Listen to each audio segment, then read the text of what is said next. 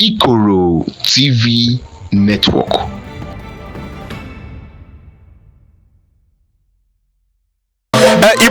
Igbo mụrụ ụzọ mụọ ọzọ Igbo ndị ọma ekenekwa m onye ikwu wee kene onye nta wee na-asị nke onye chiri ya zelo ebe ọ bụ nọ wee bere onye Igbo asị m ka ife dịka Igbo akọkwana gị maka na Igbo amaka.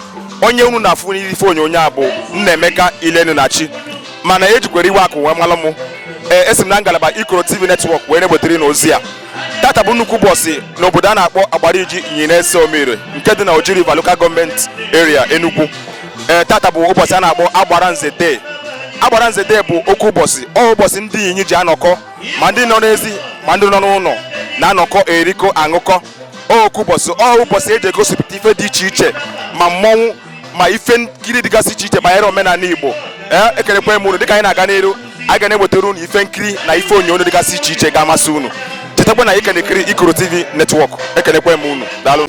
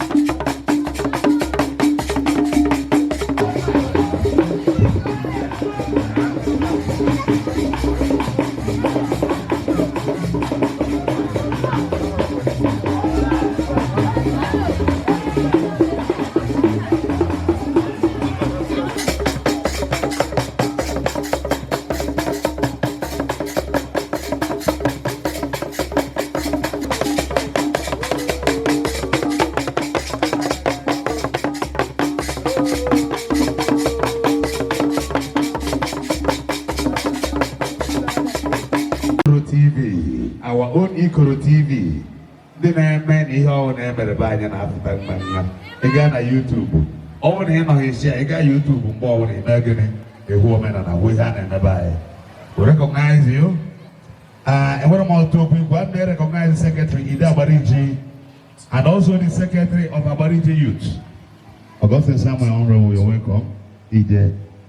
Permit me to recognize the presence of the foremost former Honorable Supervisor for Agriculture here in Oji River Local Government Area, Songhai Trained Agric Engineer by Enugu State Government and Mekumaka Honorable John Bosco Chimobi Chukwueke is here.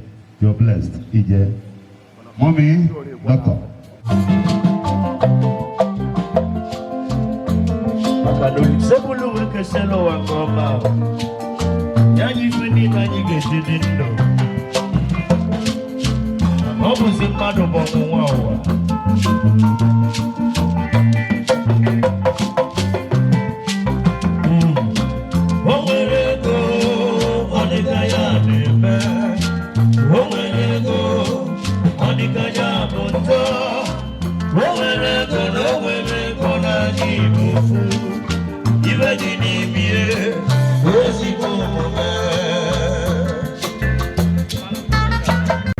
IKOROTV Network.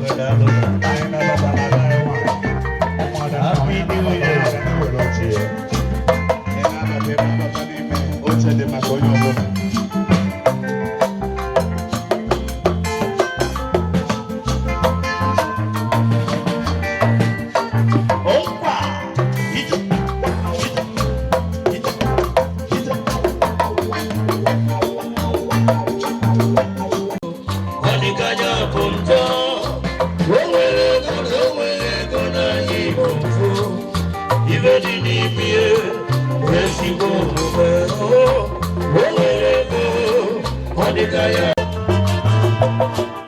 Nwokolo. Biko, abụ m Obinna Nwokolo. Anyị na-asị gị mma nwanne m. Oke mmanwụ dị onye mba. A na-egbu achara, ndị mara bụ Agbariji. A na-egbu achara, achara a na-adịji. Mmanwụ Agbariji na-adị ka Agbariji. Mmanwụ na ntị Agbariji na-atọ nkọ. A na-egbu achara na mkpụrụ ụtọ mbara bụ Agbariji. Ọ bụ isi igwe. Eruwe ahụ mere mmanwụ ọyọ agara ka a na-eme onye dị ebe toro ebe nọ na steeti okenere togbo nna ọ na-enwe aṅụle. Thank you.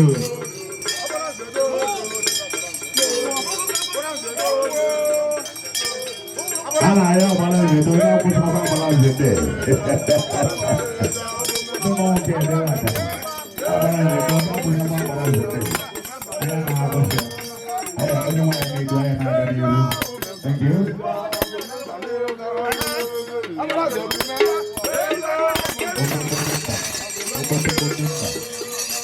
I don't know about okay with Tala. Okay with Tala. I need to be good here. I oil.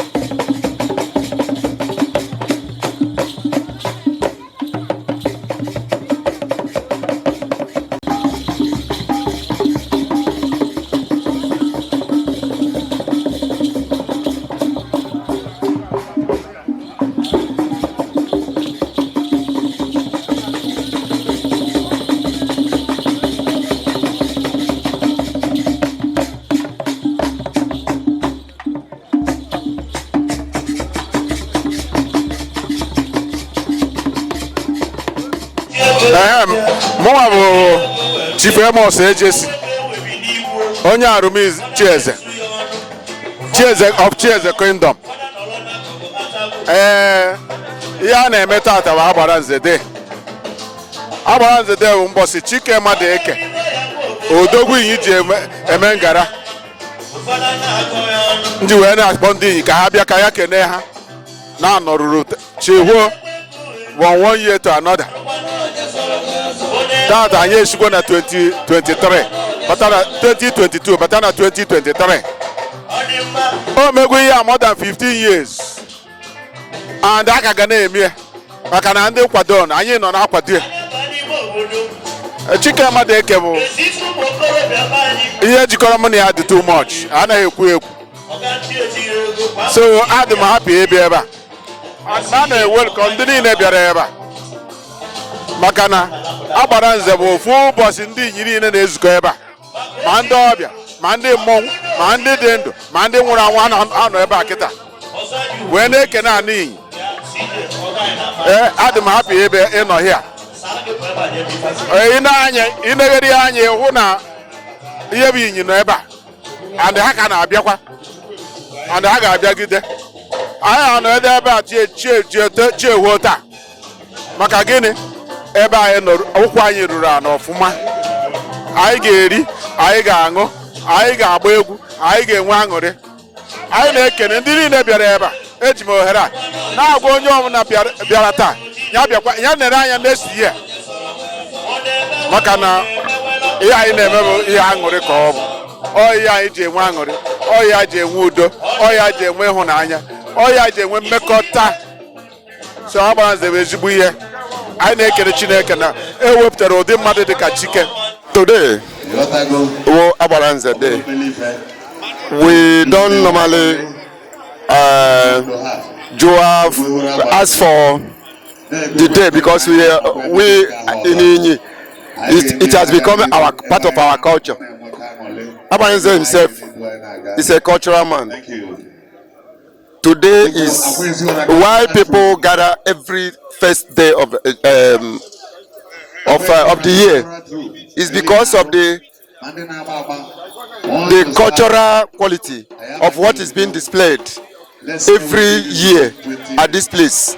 And so people like us who are of the culture, who are of the customs of Inyi, use today as a day of our celebration of our culture, celebration of our town, celebration.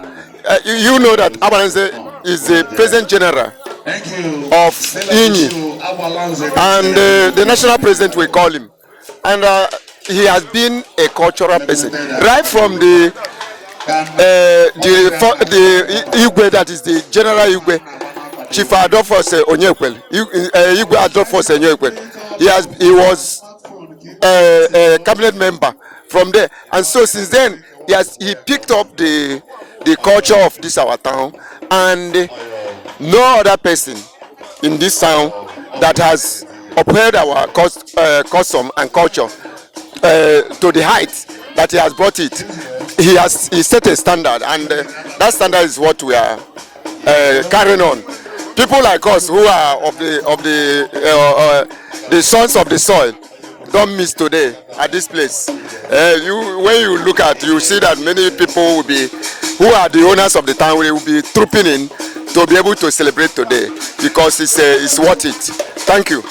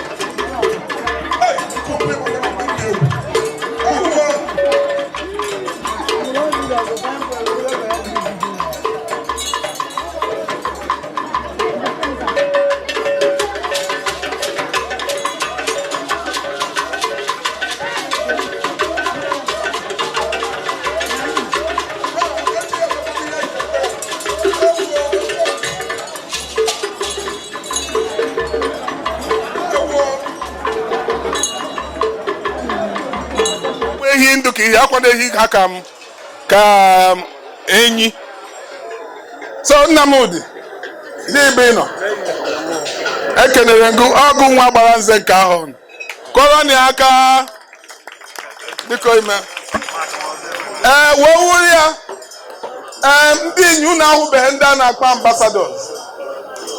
ambassadors with the new club of ndị Inyi.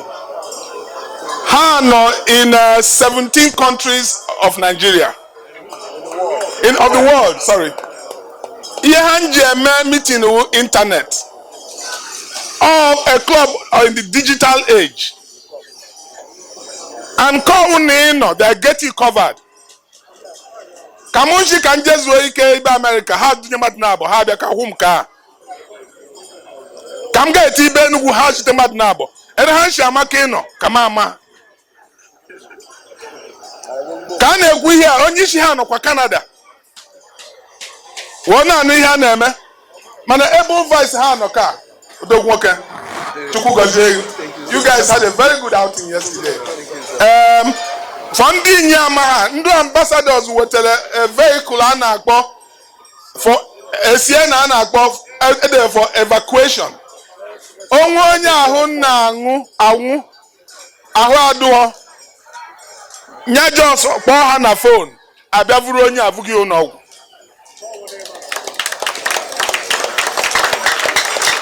Kwụsie na aka ike nke izizi a na-eme kọwụ na ahụ kọwụ ọsị anya wuru ibe nkwere ma ibe obune ka a sị na ahụ adụ onye a ịkpọ ha that vehicle ọbịa bịa vuru vuga ụlọ ọgwụ ị na-akwụkwọ nkọbọ. The first of its kind for community development. Nwunye m will confirm that ndị community development ihe nwa. Though ambassador unu eme unu aghọtakwa unu agwakwara m ọmụta agoshiora. Eji m ohere wone ekene unu. Firstly, for putting yourself together and then even bringing in some dynamics of being a digital club, wherever you are, you're meeting. I have not seen their president, but I've spoken to him over 100 times. So it's on this note, the application to build the second roundabout has been approved by executive of ITU. So the second roundabout na court has been approved. Anya ugo design unu. Unu bezie unu na engineer anya ahu. Amara eleshi emebe. But chukwu gozie unu. Kedewere unu oche wu ibe. Unu tukuru ka then ihe enwere ana enye unu. Unu eje. Anyị bịara maka mmemme Agbaranze Day a na-eme kwa ahụ. Ihe a ọ karịgwa ahịrị ịrịbọ ebidoro mmemme a. Bọọlụ a na-eme ya anyị na-anọ ebe a. Mụ bụ MC malitere mmemme a. Wee megide ruo mgbe m gara na ọban redio. Wee chọwa onye ọzọ dịka onye na-ekwu kịta. Mana ụbọchị ekwe m na ịchọ ikwere m ama mana ọ na-abụrụ onye tete ọ gafere hapụrụ onye ọ tọrọ.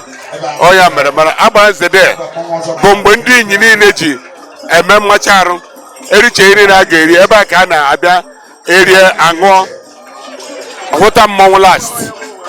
Erie aṅụọ hụta mmọnwụ last. Ahụtacha mmọnwụ nke ikpeazụ chi na-efozi echi onye ọ na-eburu agba ya n'ala ebe osi.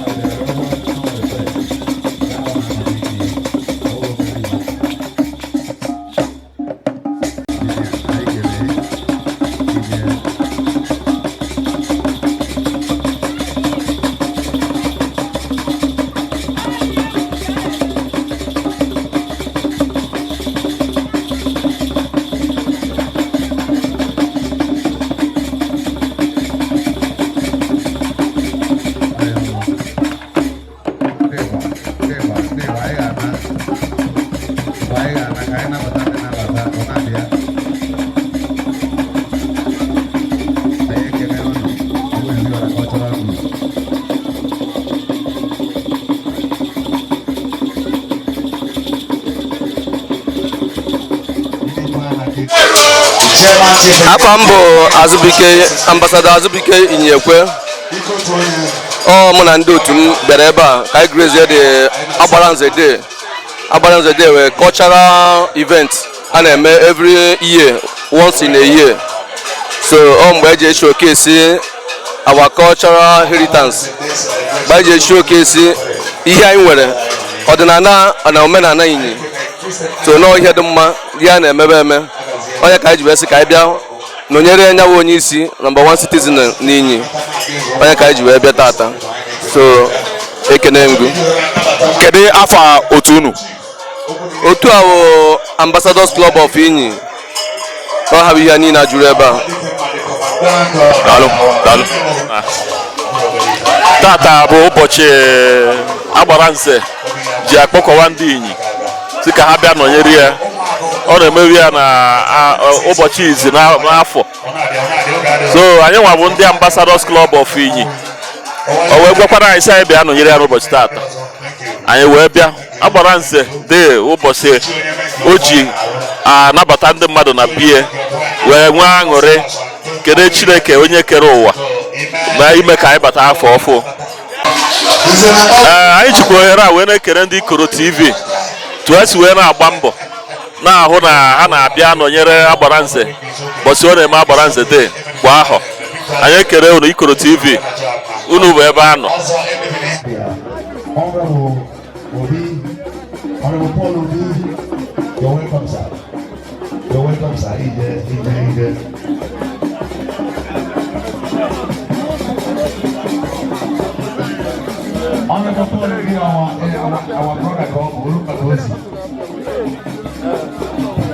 Thank you. Thanks for that correction. Oh, oh, tata kihe chalo choni yine somiyo. Oh, akandi is yon kandi. Yon bondi is yon komondi. You choni yine somiyo. Ukungwaye tene unu nyagazie ayakena mwagaba. Ebu mi bere umru wa moni ala. Nyagazie enugu mi ayakene unu na enugu. Thank you. Thank you. Ijulu yafo. I want to go you want to go. The woman when you lie on the other I can put you to the Ambassadors Club. I got your ambassador. Thank you.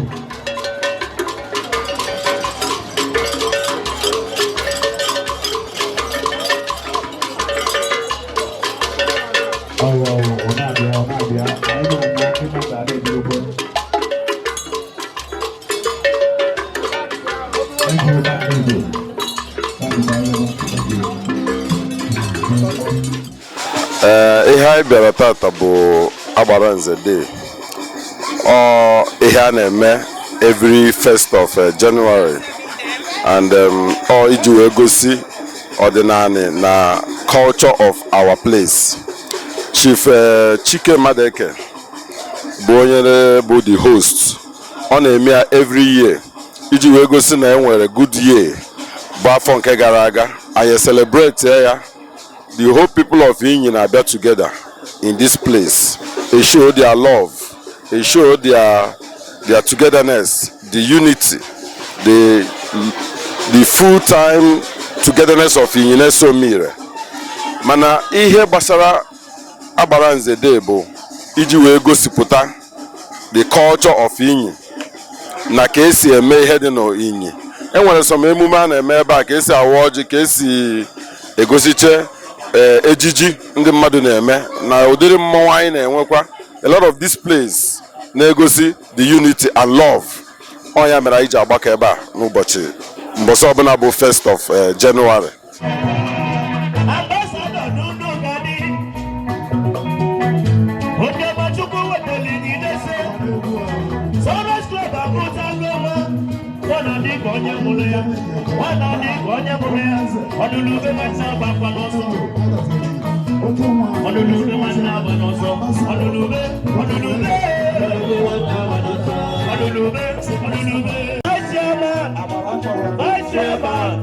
My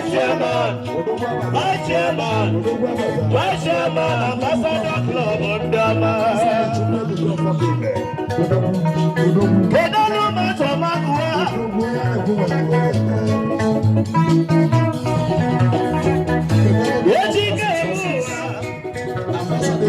Are you going to make it?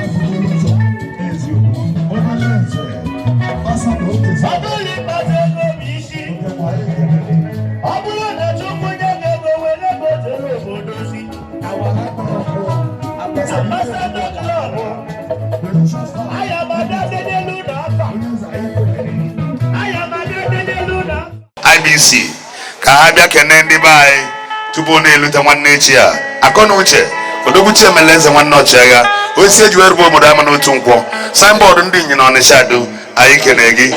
Honorably, I want to hand over the microphone to the secretary of the great club, Inyi Brothers Club, IBC.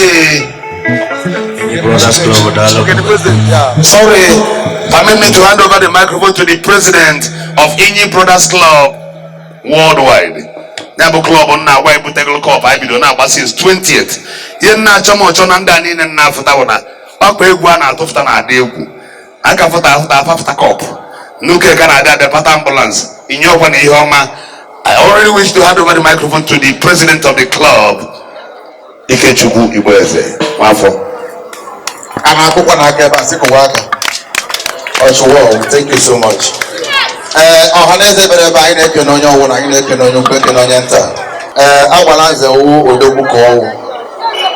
We are the representative of Inyi Brothers Club, IBC. Our daddy, when I your Chineke, here no ebidoro organaganiru.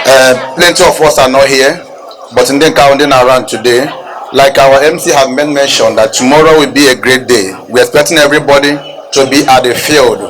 Time should be 3 o'clock. The final. So I better know that many people are coming up in this our town, Inyi, for the greatness of our society. So I will to identify ourselves. That's why we are here. So tomorrow we will see us in a larger crowd, and also what we expect tomorrow will be marvelous. Like he said before, the MC on 3rd we're not doing inauguration. MC, what we are doing is get together party. We are not doing any inauguration. So if there is any need for inauguration, you'll be communicated. Thank you so much. And as you are coming tomorrow, next tomorrow, free your stomach because everything are there for you. I want to MC, thank you for your great work. Sunrise Band, Carton, because now we start this is what they happen here today. Now we start but we have handed over to my boy there, Ajebo. If he can recognize. Now we did do I'm here before now. Not be true. You know. We don't hand over to them. Just like Inyi Brothers Club, Potara, likewise, we have handed over to Ajebo. So that is it. Thank you so much, MC. We so much appreciate. Thank you. One more thing, Mr. President, sir. I am happy never bear the President General in your towns union worldwide. The town senior but the 5 great autonomous community njikọrọ ndụ ka nwanne na-eme nwanne na-atụ arụ erebe anyị si adịmma. Onye anyị nọ bie our President General Nze Dr. Samuel Chike Madueke, Chairman Indem Nigerian Limited, Chairman Urban Radio Station NPOM. Papa ụmụaji afụtago ụmụ na-abịa a na-ahụ ha. Anyị na-arịọ na-agụ na ndị Inyi Brothers Club na-emepụrụ anyị ọkpa n'ala. So Inyi Brothers gawa na ka partner jee na ọrịa jee rịọ ọrịa si ana bịa jee were akụ na ọrịa jee kpọpụta ya n'ọgbọ. Then the band etinye alụfe egwu special